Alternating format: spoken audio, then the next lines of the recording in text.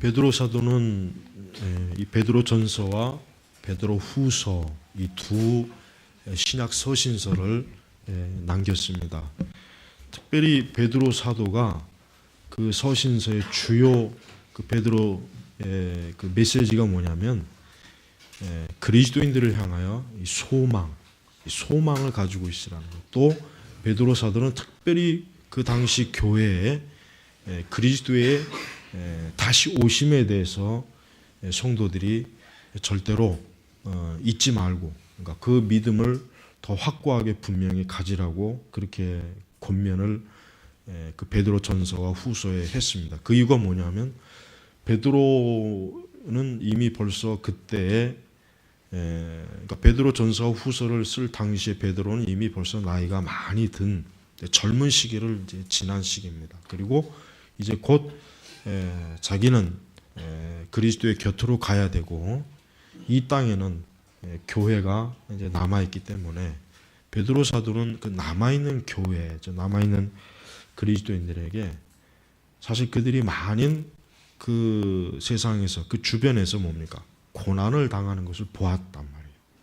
그러니까 베드로 사도가 그 고난 당하는 교회, 고난 당하는 그리스도인들을 볼 때마다 베드로의 마음은 굉장히 안타깝고, 한편으로 그 고난을 당하지만 그들에게는 분명한 약속이 있다는, 어떠한 약속이 있냐면 그리스도의 재림, 또 이 세상에 대한 하나님의 심판이 있다는 메시지를 그 신약교회 성도들에게 특별히 베드로가 주는 메시지예요. 그래서 베드로의 메시지는 훨씬 더 당시의 초대교회 성도들에게 굉장히 실제로 와 닿는 중요한 문제를 가지고 베드로 사도는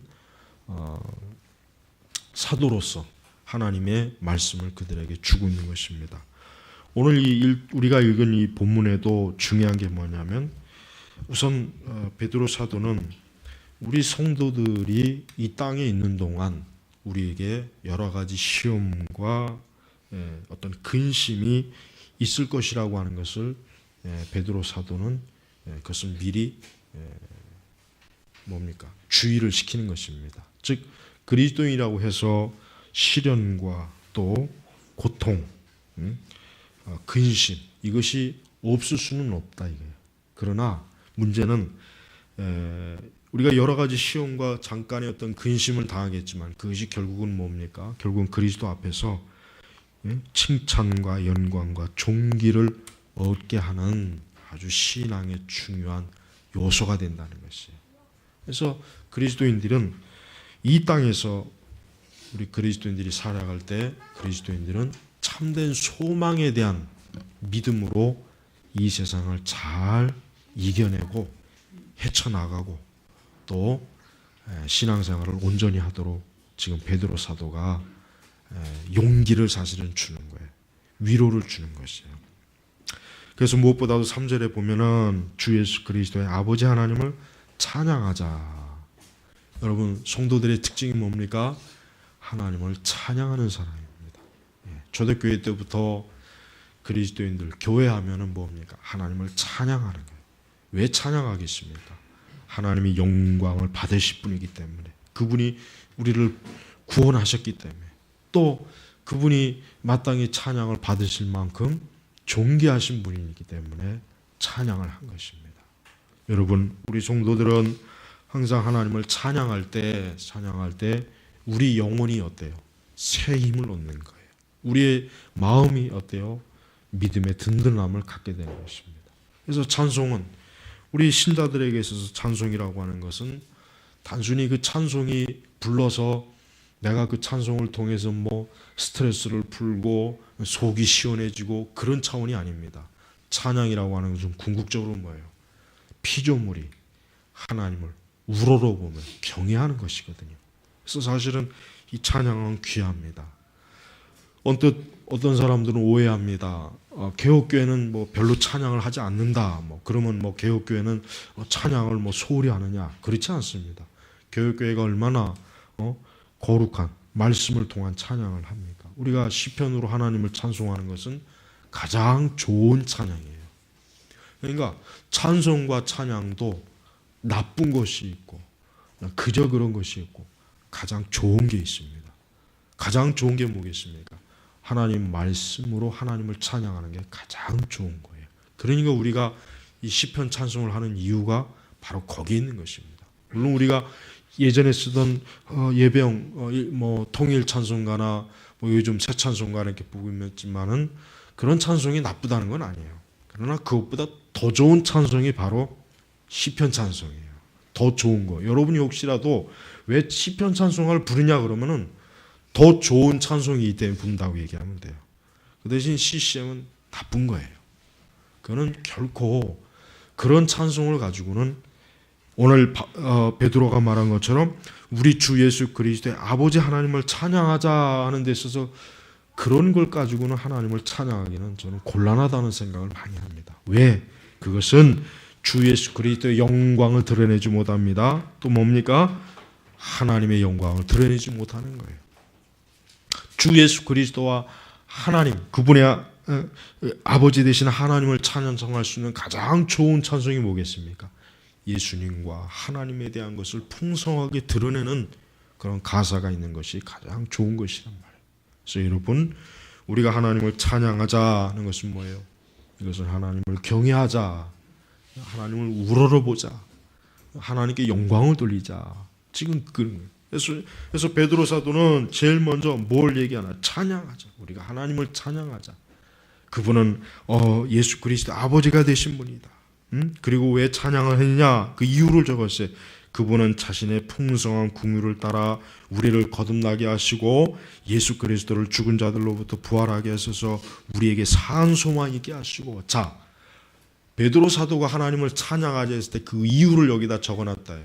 적어놓은 거예요. 여러분, 찬양이라고 하는 것은 나의 종교적인 기분을 푸는 게 아니에요. 나를 축복하는 게 아닙니다. 내 정서를 위로하는 게 아닙니다. 찬양이라고 하는 것은 나를 찬송을 통해서 내가 그 찬송으로 뭔가 기분을 시원하게 하는 게 아닙니다. 뭡니까? 우리를 거듭나게 하시고 또 뭡니까? 우리에게 살아있는 소망. 어떠한 소망이요? 그리스도의 부활의 소망. 즉 그리스도의 부활은 뭐예요? 나의 부활이니까. 그러니까 베드로는 지금 우리에게 그렇게 권면하는 거예요. 야, 우리 하나님을 찬양하자. 왜 하나님을 찬양해야 되느냐? 그 하나님을 찬양할 이유가 무엇인지 아느냐? 우리를 거듭나게 하셨지 않느냐? 그분이 우리를 어때요? 새 사람으로 물과 성령으로 거듭나게 하셨고 또 예수님을 어때요? 그 죽은 자 가운데서 부활하신 그 하나님의 능력이 그걸 우리에게 보여주시지 않느냐? 그러니 우리가 하나님을 찬양하는 것이 마땅하지 않느냐? 그러니까 베드로가 찬양을 하는 이 찬양의 목적하고 오늘날 교회들이 하는 찬양의 목적하고는 틀려요. 우리도 하나님을 찬양할 때 우리는 단순히 찬송을 통해서 넋두리를 하는 게 아닙니다. 오히려 우리도 동일하게 뭐예요? 우리를 거듭나게 우리를 죄악 가운데서 우리가 멸망당하지 않도록 그분이 우리를 거듭나게 하셔서 무엇으로? 새 사람으로 거듭나게 하죠. 이 거듭난다는 건 뭐겠습니까? 거듭나는 거는 예수님께서 니고데모에게 말씀하셨죠. 니고데모가 거듭난다는 의미를 잘 몰랐어요. 이해를 못했어요. 그때 예수님이 그에게 뭐예요? 사람이 거듭난다는 건 뭡니까? 새로운 피조물, 새 사람이 되는 거예요. 즉 죄인이 의로워지는 게 거듭난다는 거예요. 우리가 거듭남이 정확한 뜻은 뭡니까? 죄인이 의인이 되는 것이고 또 뭡니까? 더 중요한 것은 하나님의 자녀가 되는 것이에요. 그러면서 4절 이후부터 또 보면은 특별히 우리는 너희를 위하여 하늘에 쌓아두신 썩지 않고 더럽지 않고 새하지 않은 유업을 받게 하셨다. 어떠한 유업을 받게 하셨습니까? 하나님의 나라, 천국. 그게 우리에게 줄 유업이에요. 그 예수님께서도 내가 그 나라를 다 완성하면 다시 오시겠다 그랬죠. 바로 그걸 얘기하는 거예요. 자, 우리 그리스도인들이 이 땅에서 여러 가지 시험과 잠깐 근심하게 되었으나 이제 크게 기뻐하자. 그 기뻐할 수 있는 이유가 뭡니까? 우리에게 썩지 아니할 유업을 우리에게 주시니까 우리가 그것을 받을 그 날이 있기 때문에 우리에게 기뻐하자 그래. 우리가 기뻐하자. 여러분, 우리 성도들의 궁극적인 소망은 뭐겠습니까? 하나님께서 우리에게 주신 그 유업을 누릴 것을 바라보고 기뻐하는 거예요. 누릴 것을 바라보고 기뻐하는 거예요. 이 세상만을 바라보고 기뻐하기에는 우리 사람은 과연 참된 소망이 이 땅에 있습니까? 이 세상에 정말 참된 소망이 있다고 여러분, 우리는 그렇게 생각하지 않아요. 그러나 세상의 불신자들, 하나님 믿지 않는 사람들은 죽는 그 순간까지 이 세상에 소망을 둡니다. 그들의 가장 비참한 재앙은 그거예요. 이 세상에 소망을 둘다 끝까지 죽는 그날까지 소망을 두, 이 세상에 소망을 두는 거예요. 근데 그들의 소망이 죽음 이후에 어떻게 되겠습니까? 그 소망이 과연 있습니까? 없죠. 그들에게 다가오는 건 뭐예요?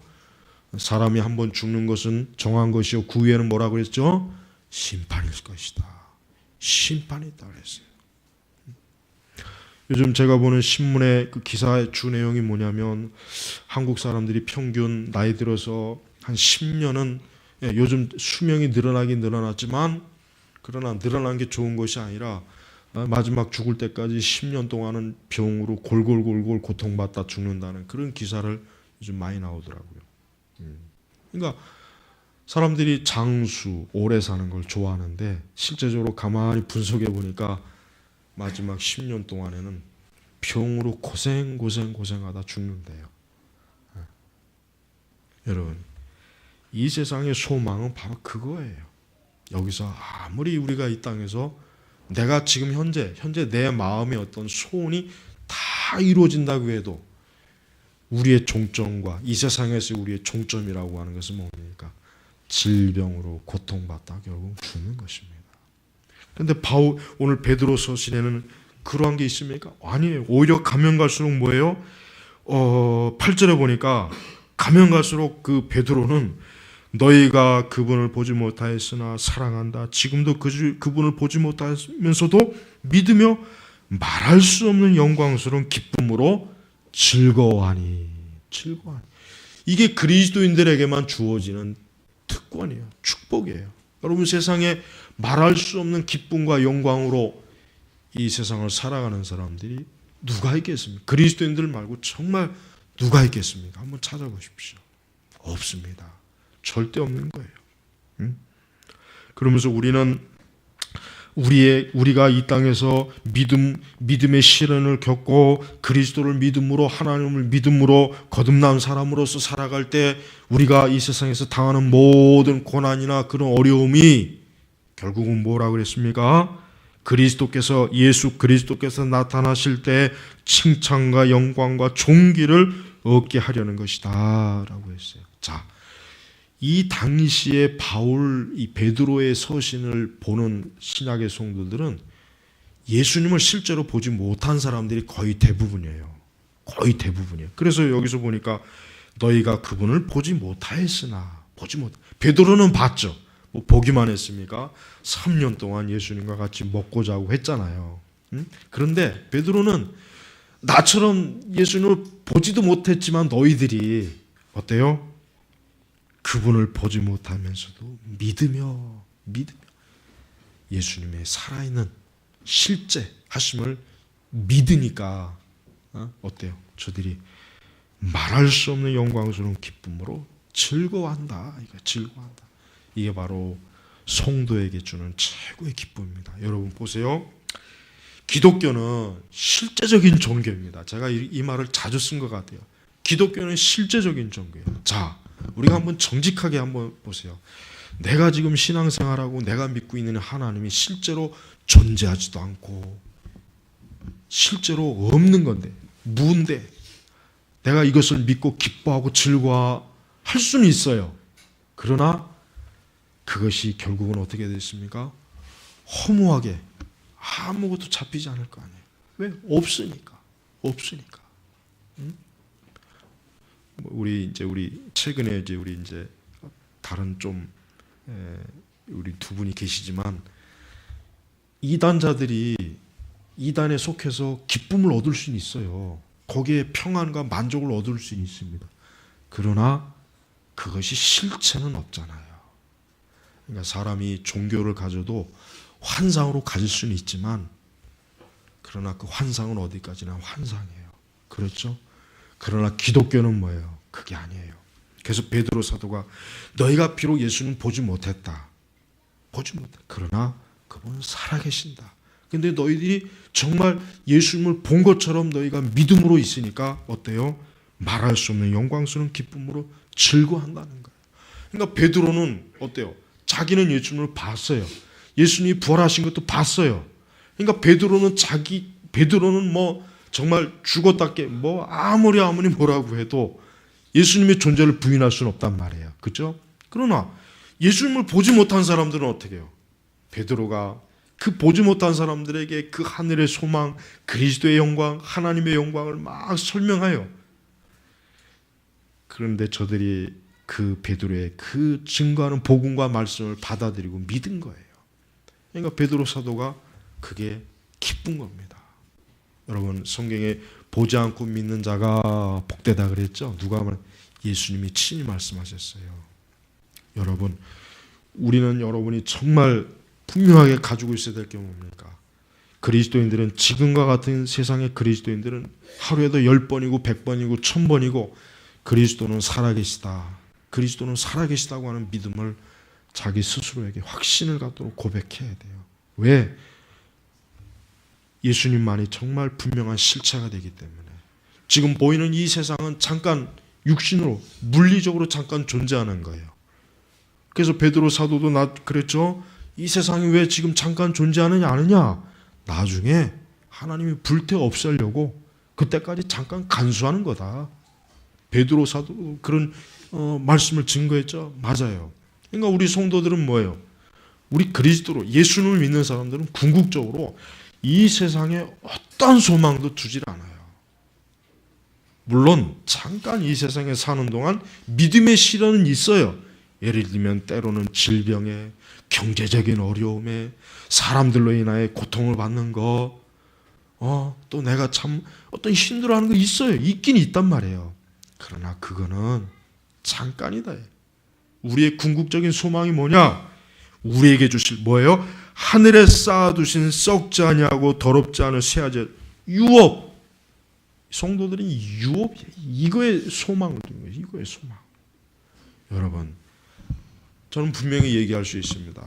진짜 이 그리스도의 유업을 소망하고 믿는 사람은요, 뭐 이 땅에서 가난하다, 뭐 직장이 없다, 집이 없다, 내가 뭐 크게 출세하지 못했다, 내가 뭐 대단한 사람이 못 되고 뭐 이 세상의 어떤 그런 관점을 가지고 그런 것 때문에 막 그냥 괴로워하고 힘들어하고 자존심 상해하고 절대 그러지 않습니다. 진짜 그 사람이 베드로 사도가 말한 이 썩지 아니할 하늘의 유업을 받는 것을 확신하고 있는 사람은 절대 그렇지 않아요. 그러니까 이 당시에 이 베드로 서신을 읽은 이 사람들도 말할 수 없는 영광스러움으로 기쁨으로 즐거워하니. 근데 이 사람들이 지금 기쁨으로 즐거워하는 게 이 사람들이 뭐 기쁨으로 즐거워할 수 있는 어떤 외부적인 환경이나 여건이 있어서가 아니에요. 지금 이 사람들은 극심한 고난을 당하고 있어요. 그래서 지금 여기 보니까 너희는 여러 가지 시험 때문에 잠깐 근심하게 돼. 그러니까 지금 이 사람들 여러 가지 근심이 있어요. 핍박이 있고 고난이 있는 상황이에요. 그런데도 말할 수 없는 기쁨이 있어요. 왜? 내가 믿는 주 예수 그리스도가 나를 위해서 쌓아놓으신 하늘의 유업을 내가 곧 언젠가는 곧 멀지 않은 때 내가 그것을 얻을 것이다. 받을 것이다. 내가 누릴 것이다 하는 소망이 있단 말이죠. 그러니까 그게 그 소망이 넘쳐나니까 저들은 어때요? 너무나 기쁘고 너무나 좋은 것이에요. 응? 7절에 보니까 이는 너희의 믿음의 시련이 불로 단련하지만 그렇습니다. 하나님은 우리의 믿음을 어때요? 단련하십니다. 불로 단련하셔요. 여러분이 꼭 이런 생각을 하셔야 돼요. 하나님은 우리의 모든 우리의 삶의 요소들을 다 믿음의 시련을 위한 재료예요. 여러분, 믿음의 시련이 불로 단련하지만 불로 단련하는 게 고통이 없겠습니까? 당연히 고통이 있죠. 불로 단련하는 게 왜 고통이 없겠어요? 고통이 있죠. 이게 그러나 다 우리의 믿음을 더 온전하게 세워주기 위함이에요. 하지만 결국 없어지고 많은 금보다 더 귀하여, 이 금이라고 하는 것은 이 세상을 나타나는 것이에요. 금은 귀한 것이거든요.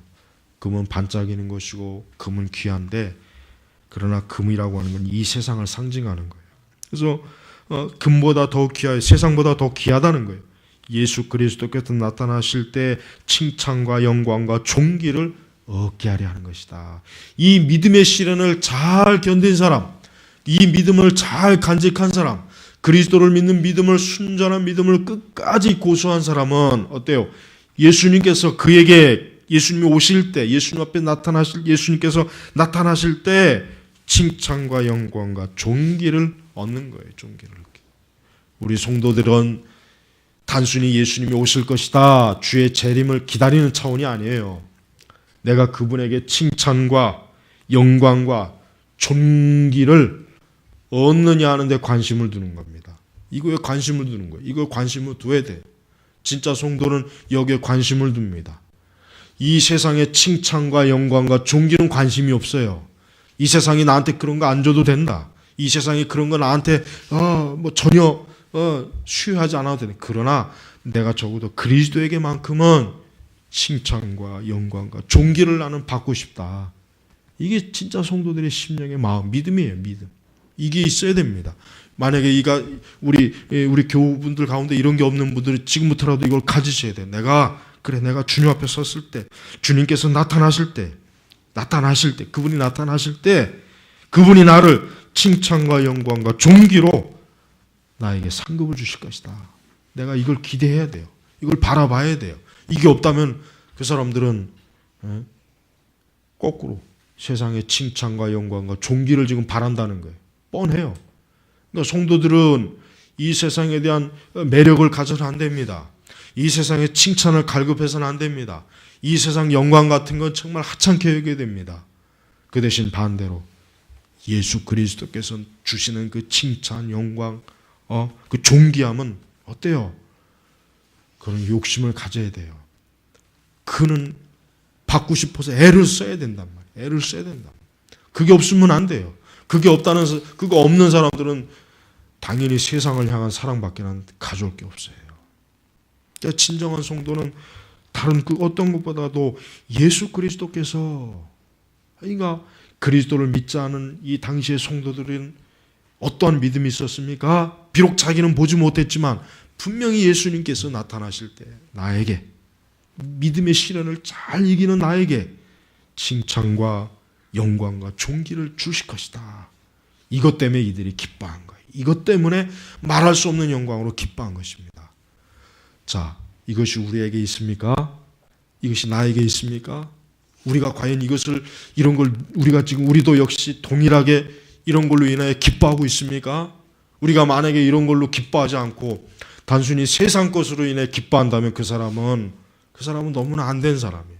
세상에서 잘 되는 거는 막 기뻐하면서 그리스도 안에서 정말 필요한 기쁨을 얻지 못한다면 그 사람은 얼마나 불쌍한 사람이겠어요.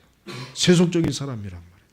교회 안에 있지만 그 사람은 저 바깥에 있는 사람들하고 전혀 다를 바가 없는 것이에요. 베드로 사도는 지금 그것을 분명하게 지금 증거하고 있어요. 베드로 사도는 지금 사실은 베드로 사도는 자기 기쁨에 지금 막 취해 있어요. 베드로 사도는 사실은 뭡니까? 자기 자신이 지금 그리스도께서 나타나실 때 칭찬과 영광과 존귀를 얻는 그 기쁨을 지금 자기가 지금 누리고 있는, 자기가 지금 그걸 바라보면서 너희들도 이런 걸 기대하고 너희들도 이것으로 인해 기뻐하고 즐거워하고 소망을 얻어야 된다. 그러니까 베드로 사도는 지금 얼마나 그냥 막 소망이 넘치는 거예요. 베드로 사도는. 그리고 그 소망을 누구에게? 신자들에게, 성도들에게 주고 있는 것입니다. 결론을 맺겠습니다. 8절, 너희가 그분을 보지 못하였으나 우리도 똑같아. 그래, 우리가 그리스도를 눈으로 보지 못했어요. 우리도 역시 그리스도를 보지 못. 그러나 사랑한다. 우리가 주님 사랑합니까? 예수님 사랑합니까? 예수님 사랑하는 사람만 말할 수 없는 영광스러운 기쁨으로 즐거워합니다. 예수님 사랑하지 않는 사람은 신앙생활에 기쁨이 없어요. 신앙생활에 기쁨이라고 하는 게 교회 다녔더니 병 낫고 직장 잘 다니고 결혼도 잘 되고 취직 잘 되고 이런 것으로 제시하는 사람은 정말 그 사람들은 나쁜 사람이에요. 그게 아닙니다. 단순히 예수님으로 인하여서 기뻐하고 즐거워한다면 그 사람은 진짜 성도예요. 그 사람은 뭐 아무리 뭐 어떻게 된다고 해도 난 그 사람의 그 기쁨을 망칠 수 있는 건 없어요. 바로 성도의 기쁨은 영광은 그겁니다. 그렇습니다. 지금도 그분을 보지 못하면서 믿으며 말할 수 없는 영광스러운 기쁨으로 즐거워하니 우리가 지금 그렇게 하지 않는다면 우리는 정말 어딘가 문제가 있어요. 어딘가 문제가 있어요. 성도 여러분, 오늘 8절의 말씀은 베드로 시대의 성도나 우리나 똑같습니다. 똑같아요. 똑같아요. 그러나 그들이 말할 수 없는 영광스러운 기쁨으로 즐거워한다고 했는데 우리는 지금 말할 수 없는 기쁨으로 즐거워하고 있는지 이거는 우리가 우리 자신을 살펴봐야 돼요. 이 시대 교회와 교회를 다니는 사람들이 왜 자꾸 타락합니까? 왜 자꾸 이상한 것들을 자꾸 추구합니까? 이와 같은 오늘 말씀에 나타나는 이 영광스러움 이것이 없기 때문에 그래요. 이것이 없으니까 자꾸 교회가 세상으로 너무 많이 물들고 잘못된 것으로 너무 많이 지금 흐트러지고 또 교회를 다니는 신자들도 보면은 진정한 의미에서 이 말할 수 없는 영광과 기쁨으로 하늘의 유혹과 그리스도를 즐거워하면서 교회를 다니는 사람이 과연 이 시대 교회에 얼마나 되겠습니까? 이런 기쁨과 즐거움이 없다면 그 신앙생활은 메마르죠. 메마르고 재미도 없고 별로 뭐 교회 다니는 것도 별로 의미도 별로 두지 않을 것 같아요. 그냥 습관적으로 아마 다닐 것 같아요. 여러분 그러지 않아야죠. 여러분 제발 이 8절 말씀을 더 한번 깊이 여러분 한번 마음속으로 되새겨 보십시오. 나도 분명히 예수님 보지 못했고 그러나 정말 내가 예수님 사랑하는가? 내가 그분을 지금 보지 못하지만 믿음으로 내가 정말 말할 수 없는 영광스러운 기쁨을 지금 누리고 있는가? 베드로 사도는 그 당시에 성도들이 기쁨을 누리고 있다고 했는데 나는 지금 누리고 있는가? 오늘 우리에게 주님께서 주시는 이 말씀을 통해서 우리 스스로가 한번 깊이 우리 영혼에 물어보시기를 바랍니다. 기도하겠습니다. 하나님 아버지 감사합니다. 주의 말씀은 2000년 전이나 지금이나 동일하게 역사하고 동일한 생명의 말씀이고 동일하게 하나님의 음성이요 하나님의 뜻입니다. 오늘 우리에게 주신 이 거룩한 이 산 소망을 이 기쁨을 이 영광을 우리 선민교회 지금 이 자리에 있는 이 말씀을 듣는 모든 이들이 아주 분명하게 갖도록 주여 역사하여 주시옵소서. 예수님의 이름으로 기도 올렸습니다. 아멘.